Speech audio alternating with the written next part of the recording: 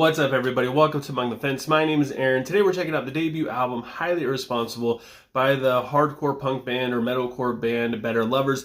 Hailing from New York, they are basically a supergroup made up of former Every Time I Die musicians, ex-Dillinger Escape Plan vocalist Greg Puciato, and the master of all things heavy music, Will Putney, on guitar. Since they formed in 2023, everyone's basically been on the edge of their seats, waiting for them to release a new album. Unfortunately, we had to settle for an EP instead, titled God Made Me an Animal, and what an EP it was. I gave it a 5 out of 5 when I did a review on it, and I still very much stand by that. It is a perfect EP. It wasn't until halfway through 2024 that they announced that they were going to be releasing a full-length album, and they dropped the first single for it, titled A White Horse Covered in Blood. Admittedly, I wasn't really that much, I just wasn't really into it due to Greg's kind of higher register vocals, specifically like the first, 30 seconds of the song where he kind of has his drums and vocals. It just doesn't really do it for me, and that basically sums up how a lot of fans felt, at least the fans that weren't really feeling the vocals either. They did grow on me after a few listens. Like I said, it's mostly just in the intro. He has like a southern twang kind of thing going on, and his enunciation, it isn't really there for me. Musically though, this song is pretty much perfect. It's basically got that Every Time I Die kind of sound and instrumentation with a lot of stops and heavy grooves, especially in the pre-chorus. And there's a bunch of dissonance in the breakdown, and there's more of a traditional heavy outro at the end. The second single, Future Myopia, is a completely different story though. I loved it from the first listen. The intro is super jarring. The chorus is a little weird, but it does work. The main takeaway and the main thing that I loved the most about this was the chaotic verses and the bridge that builds up into one of the coolest sounding breakdowns I've ever heard. Then they threw a curveball at us with the single At All Times, which is it's a slow song. It's kind of just a butt rock song. It reminds me a lot of like Blue October or something that Hinder would write. The chorus is huge with some Mark Tremonti-esque riffs. The hook is really good and it's super catchy. Even though it does have a generic sound, it is still a good listen. It works really good as like a grounding point in this very insane sounding album, especially since it comes more in the back half of it. And then the last single that they dropped was Love as an Act of Rebellion, which goes back to reminding everybody what this band is all about. The verses are all over the place with some very impressive drum work and some very fat bass lines that just sound so freaking good. The first chorus is pretty much just skimmed over as it goes right into a very powerful verse 2. The second time the chorus comes along, it's a little bit better. It gives you just a little bit more, but doesn't really compare to the rest of the song, especially with the bridge that follows it. And then jumping back over to the opening track, Lie Between the Lines, we see it kind of start out with a shoegaze kind of atmosphere, but it quickly changes to one of the heaviest moments on the record in the verse, which is a huge, huge riff. It's very simple, but it sounds very, very badass, especially when the guitar starts to play a solo over it. It is just the chef's kiss. It also sets the tone with the lyrics that tell you to press on despite others wanting to see you fail. Then it goes right into the song Your Misplaced Self, which is one of my favorite songs on this album. It has great syncopation in the verse, and I love the kind of progressive nature of this in terms of just each section just feels so spontaneous. The only problem I have with this song is it's only 1.5 minutes long. It should have been at least 2.5. Sure, it's super chaotic, so 1.5 minutes just, it feels like a lot. But even 2 minutes, it would have just made it a lot more impactful. And then we have the song Deliver Us From Life, which has a very beautiful intro. It sounds so familiar though, thanks to the really gentle vocals. The chorus is big chords and it has a great lead guitar melody. The issue that I had with this one though is the vocals just fell flat for me here. They just didn't do it again. Greg's higher vocal register, it was almost like cringy. It feels very theatrical at times. Again, that's kind of southern twang, kind of that attitude he throws into his voice. It just doesn't really do it. It doesn't mesh well with this style of music all that much for me. The whine in his voice also takes away from the lyrics that are a declaration of his independence. It gives this song kind of like a Velvet Revolver kind of feel, if anybody remembers that band. Especially when we get to the solo, it just has that early 2000s kind of grungy mixture of hair metal feel to it. It's also really repetitive, so it has the opposite problem that Deliver Us From Life has. It's only 4.5 minutes long, but this time it feels like it's closer to 6 minutes long. So it just feels like it drags on forever. And then we have the song Drowning in a Burning World, which failed to hit me musically, mainly due to just how formulaic it's starting to sound.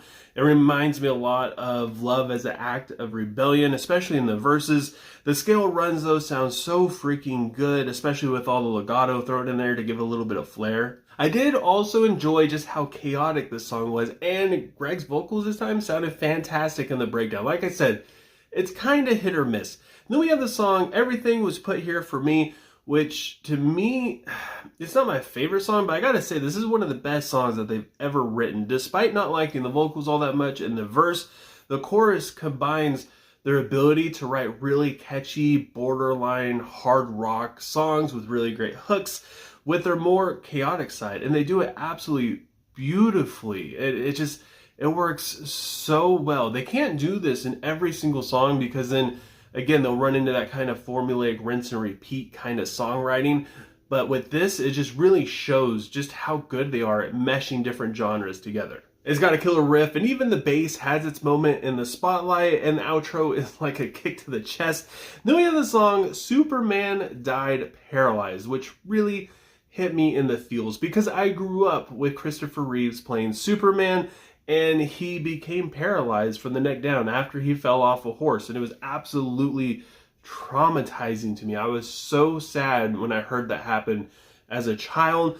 I absolutely love the message of this song, though. It's basically saying to cherish every single moment you're given because you don't know what tragedy or blessing is going to come your way next. So you might as well just stay in the moment and enjoy it. Make the best of it with all the people you have around you. Make the best of every opportunity you're given. This is just, it's such a good song. And even though, like I said, the title, it hurts my heart, it definitely, it puts everything in perspective. Superman died after he was paralyzed. It's just so, that's so heartbreaking, especially since he's the Man of Steel, you know? Like when I was a kid, I had a hard time separating the actor from, you know, the character. Like 5 or 6 years old, you don't really understand. So when you see, you know, on the news, there's Superman in a stretcher, it's pretty traumatizing, but it also does really show you that, you know, anything in this life, anything could be taken away from you. And you definitely should cherish every single thing you have. Again, it has huge riffs in the verse, and this time the vocals just have such a tangible passion to them that I absolutely love. This is one of my favorite songs that the band has ever written, and it's probably up there with one of the most inspiring songs I've heard. Like I said, they do it in a very classy way. The title is fantastic, something that I can relate to. A lot of people who don't know this, they might look it up and be like, what the heck is that? And then they'll get even more inspired about hearing this guy's story. So yeah, I really enjoyed this song due to just a sentimental and kind of nostalgic way. I gotta say, I love this album, even though it's not without its faults. So the vocals aren't always my cup of tea. I do get how people do like them though, and I understand why people don't. So it's not really like, you know, his vocals are bad. It's not like a Chris Barnes situation where only like 1% of listeners are going to enjoy this and the rest are just going to laugh and cringe. It's more of a preference kind of thing. So I don't really knock that against them all that much. Honestly though, the production in this is what really stole my heart more than anything. The music is full of just so many good riffs and drum parts and bass lines, and you can hear all of it, even when it's all at the same time. You could have a really cool groovy riff, you could have a guitar solo playing over it, you can hear everything that the drums are doing, and if you pay attention, you can hear the bass line just kind of chunking along in the background, and the vocals are going to, you can hear all of it. I don't know how Will does it. He's a magician. That's the only answer that I can give, but he just kills it every single time. And the closing track to this is absolutely brilliant as well. It's very intense, and it gives you a lot of closure to what this album is about. Not every single song on this was that memorable, as they do kind of mesh and they do kind of start to sound the same.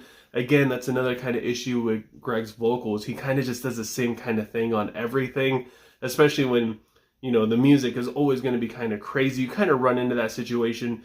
But like I said, I still enjoyed this. I'm probably going to listen to it a lot more. Maybe it'll grow on me a little bit more. But For right now, I gotta give Highly Irresponsible by Better Lovers a 7.3 out of 10. But I want to know what you guys think. This is one of the most anticipated albums of the year, and I have a feeling that it didn't let a lot of you down. So leave a comment below letting me know what you thought of Highly Irresponsible. Let me know what you rate it, what your favorite song is, and also if you enjoyed this video, don't forget to give it a like. It helps out so much with YouTube's algorithm. And if you want to support me further than that, don't forget to subscribe and ring the bell icon. Doing any of those things helps me out so much, and I just appreciate you guys so much for even just taking time out of your day to listen to me sit here and talk about music. And I hope you have a good rest of your day or night, whenever you happen to be watching this. And I'll talk to you guys next time.